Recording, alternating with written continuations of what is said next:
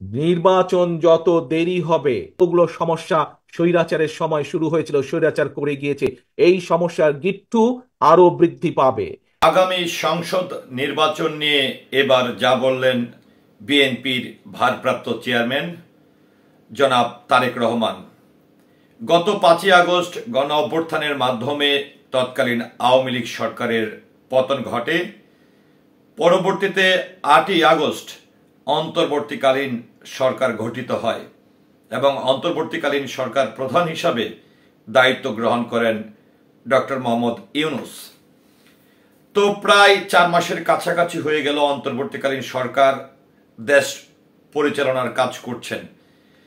তো আগামী সংসদ নির্বাচন আসলে কবে নাগাদ হবে এ নিয়ে এখনো পুরোপুরিভাবে স্পষ্ট করেনি অন্তর্বর্তীকালীন সরকার।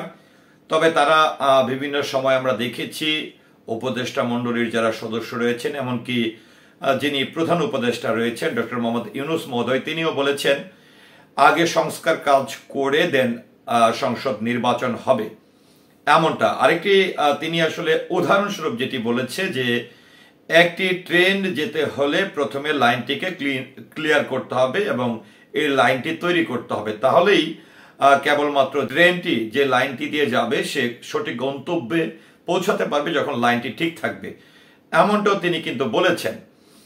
তো সেই প্রেক্ষাপটে আমরা এবার যেটি আমরা দেখলাম যে এখানে আমার হাতে আছে বাংলাদেশের একটি গণমাধ্যম, যেই গণমাধ্যমে 23শে নভেম্বর 2024 একটি সংবাদ প্রকাশিত হয়েছে, যেখানে বিএনপির ভারপ্রাপ্ত যিনি চেয়ারম্যান রয়েছেন জনাব তারেক রহমান মহোদয়, তিনি কিন্তু এই আগামী সংসদ নির্বাচন নিয়ে আসলে কিছু কথা বলেছেন, যেটি আমি আপনাদের সামনে উপস্থাপন করছি। তো অন্যদিকে যদি একটু বলতে চাই, যেহেতু বেগম খালেদা জিয়া তিনবারের সাবেক প্রধানমন্ত্রী, বিএনপির চেয়ারপারসন, তিনি শারীরিকভাবে অসুস্থ আছেন অনেকদিন ধরেই। আর লন্ডনে বসে থেকেই কিন্তু জনাব তারেক রহমান সাহেব তিনি কিন্তু দল পরিচালনা করে গেছেন। ইতিমধ্যে তারেক রহমানের বিরুদ্ধে যে কিছু মামলা হয়েছিল, অনেকগুলো মামলা থেকেই তিনি অব্যাহতি পেয়েছেন।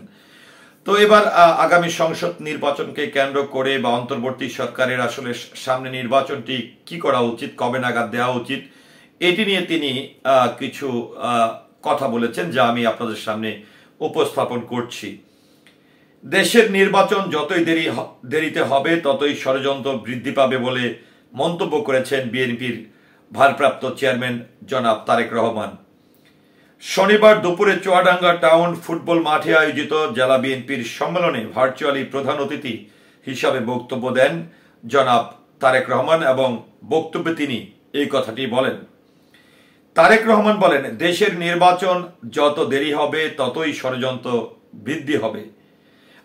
বৃদ্ধি পাবে। জনগণ অভ্যুত্থানের মাধ্যমে স্বৈরাচারকে হটিয়ে দেওয়া হয়েছে, যার বিরুদ্ধে দেশের লক্ষ কোটি মানুষ এক যুগের বেশি সময় ধরে আন্দোলন করেছে। সেই স্বৈরাচার কিন্তু বসে নেই। সেই স্বৈরাচার তাদের দেশি বিদেশি প্রভুদের সাথে মিলে ষড়যন্ত্র করে যাচ্ছে। জনাব তারেক রহমান আরো বলেন, নির্বাচন যত দেরিতে হবে এই দেশের মানুষের স্বাস্থ্য সুবিধা, এই দেশের ছাত্রছাত্রীদের শিক্ষা ব্যবস্থা, এই দেশের কৃষকদের সমস্যা, এই দেশের ব্যবসায়ীদের বিভিন্ন সমস্যা, এই দেশের বিচার ব্যবস্থার সমস্যা, এই দেশের প্রশাসনের সমস্যা, যতগুলো সমস্যা ওই স্বৈরাচার করে গিয়েছে তা আরো বৃদ্ধি পাবে। একমাত্র একটি নির্বাচনের মাধ্যমেই সম্ভব ধীরে ধীরে দেশের সমস্যাগুলো সমাধান করা। বর্তমান অন্তর্বর্তীকালীন সরকার নিরপেক্ষ নির্বাচন দিতে সক্ষম মন্তব্য করে জনাব তারেক রহমান বলেন, তারা অন্তর্বর্তী সরকার একটি নিরপেক্ষ নির্বাচন দিতে সক্ষম হলেই প্রকৃত ব্যক্তিগুলো নির্বাচিত হয়ে আসতে পারবেন, যারা সত্যিকার অর্থেই জনগণের কথা বলবেন, জনগণের স্বার্থ নিয়ে চিন্তা করবেন, প্রতিটি সেক্টরের সমস্যা সমাধানের বিষয়ে চিন্তা করবেন।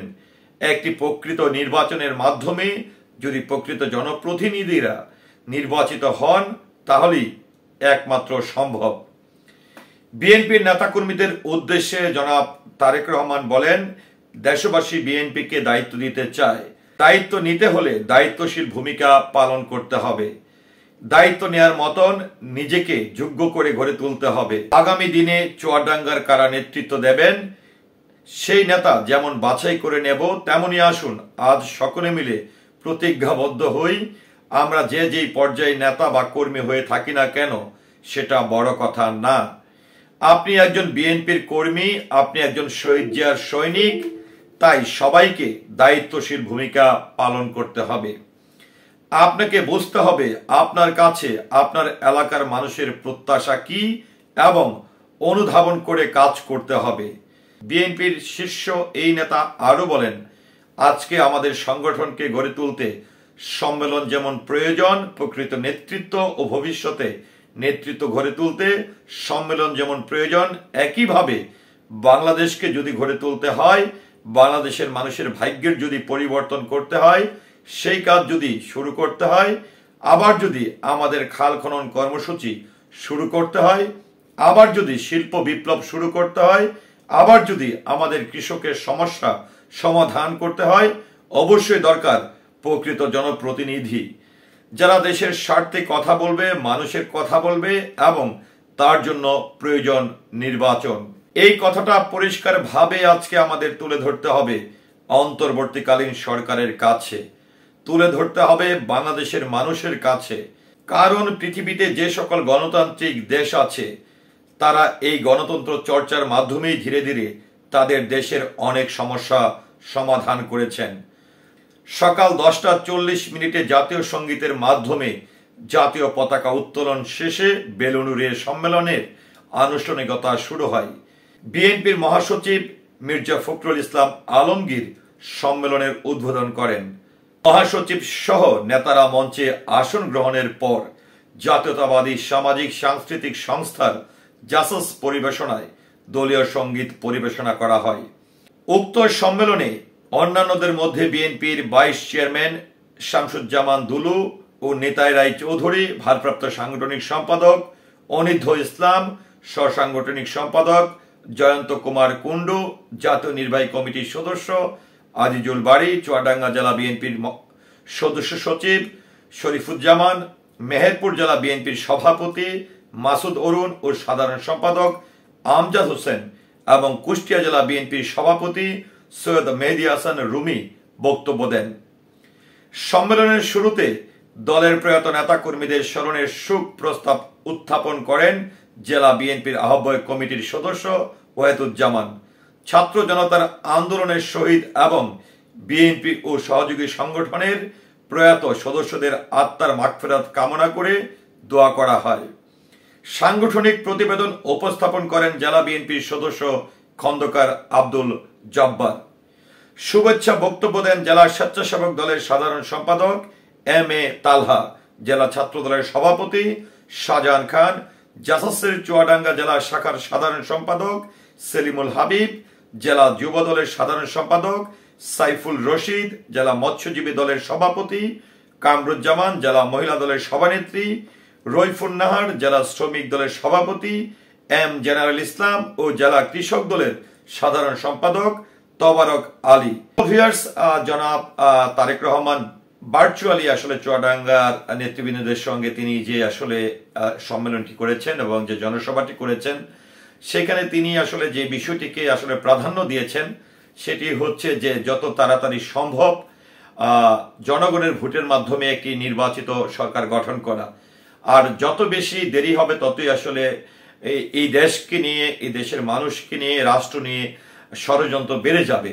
তো এই বিষয়গুলো নিয়ে বা জনাব তারেক রহমান তার নেতা কর্মীদেরকে যে নির্দেশনা দিয়েছেন দেশ এবং রাষ্ট্র নিয়ে, এটা নিয়ে আপনার মতামতকে আশা করছি কমেন্টের মাধ্যমে জানাবেন। সে সাথে পুরো ভিডিওর সঙ্গে থাকার জন্য অসংখ্য ধন্যবাদ। আসসালামু আলাইকুম।